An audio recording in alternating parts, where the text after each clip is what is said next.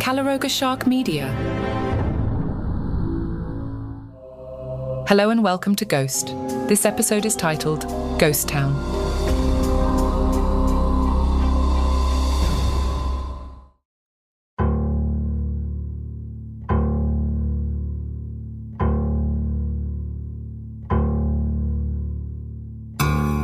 The sun was setting over the vast, arid landscape of Arizona, casting a golden hue over the desert.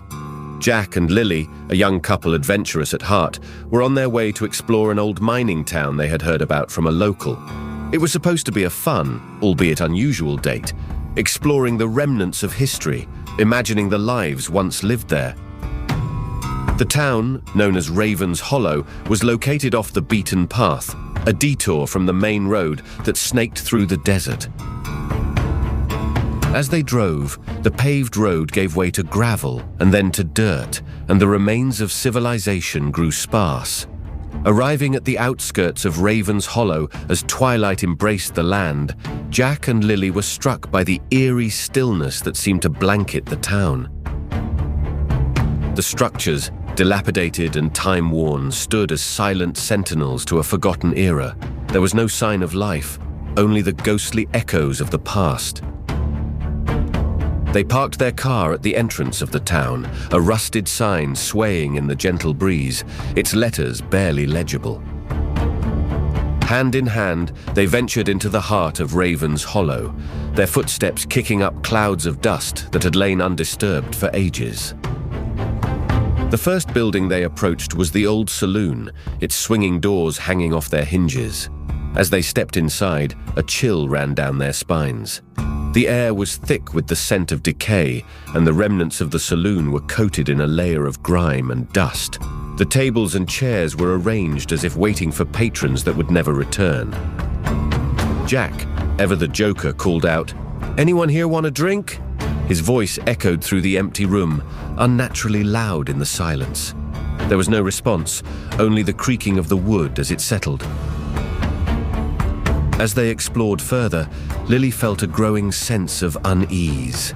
It was as if the very air around them was charged with a malevolent energy.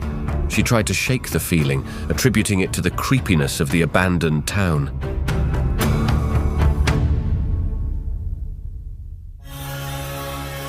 Their next stop was the old mine at the edge of Raven's Hollow. The entrance was boarded up, warnings scrawled across the planks in faded paint. Ignoring the signs, Jack pried a few boards loose, and they squeezed through the gap, their flashlights piercing the darkness of the mine. Inside, the air was cooler, the silence more profound. They walked along the tracks, their lights casting eerie shadows on the walls. The further they ventured, the more Lily felt as if they were not alone. She heard faint whispers, the sound of soft footsteps in the damp earth behind them. She turned around repeatedly, but there was nothing there. It was when they reached a large cavern deep within the mine that the true horror of Raven's Hollow revealed itself.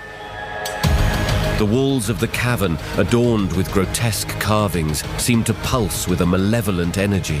The figures, twisted in anguish, appeared almost lifelike in the flickering light of Jack and Lily's flashlights.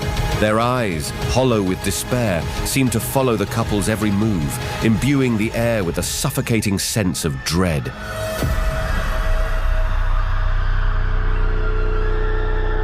In the center of the cavern lay a pool of water, dark and ominous. Its surface was as still as death, reflecting the tortured faces carved into the stone.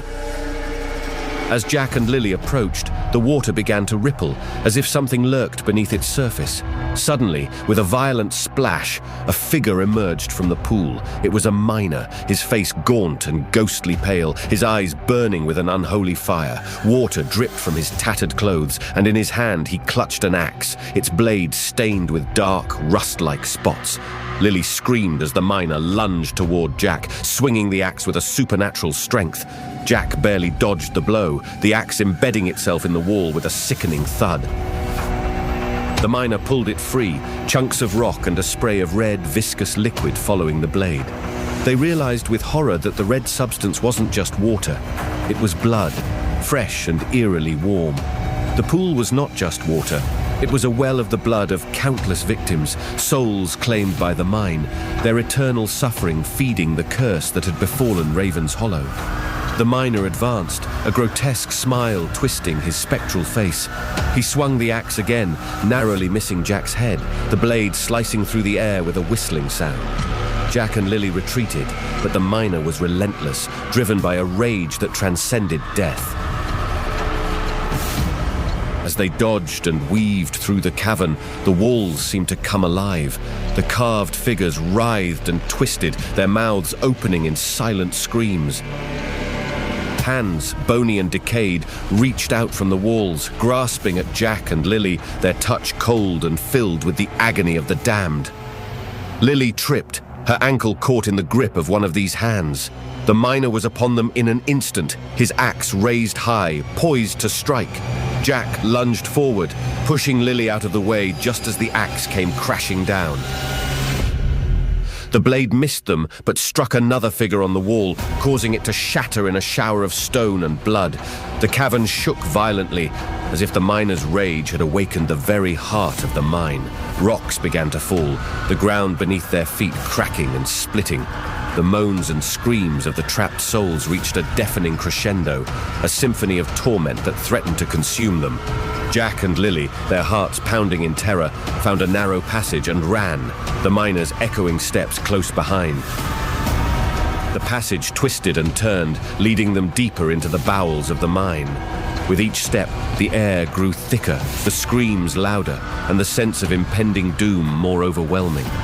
They emerged into another chamber, this one filled with the remnants of the miners who had perished long ago.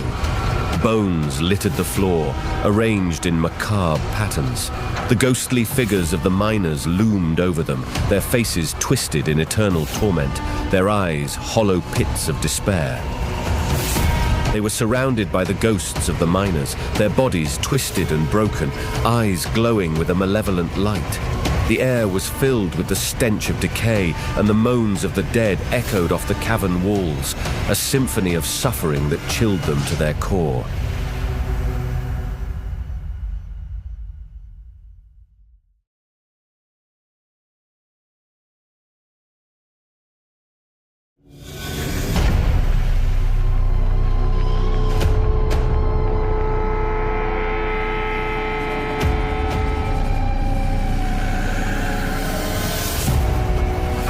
The miner with the axe appeared again, his form more ghastly than before, his eyes now pools of blood.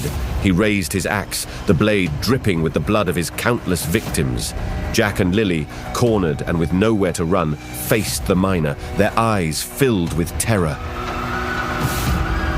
In that moment of imminent death, the ghosts of the other miners converged, their spectral forms enveloping the axe-wielding miner. A battle ensued, ghost against ghost, the screams and moans melding into a cacophony of horror. Jack and Lily took this chance to escape, running back through the twisting passages, their path lit only by the faint light of their dying flashlights. Emerging from the mine, they collapsed outside, their bodies shaking, their minds reeling from the nightmarish ordeal. The night air, once a comforting respite from the suffocating darkness of the mine, now felt chillingly cold, as if the ghost's icy grip still clung to them. Reaching their car, they found it wouldn't start, the engine sputtering and dying. The night was alive with the sounds of the dead, the air thick with their cries. In the distance, the ghostly figure from the mine appeared.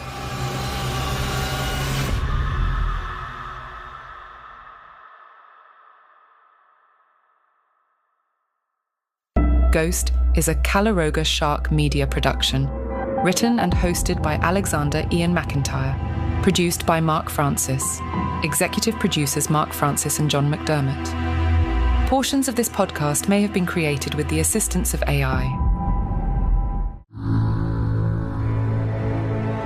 Calaroga Shark Media.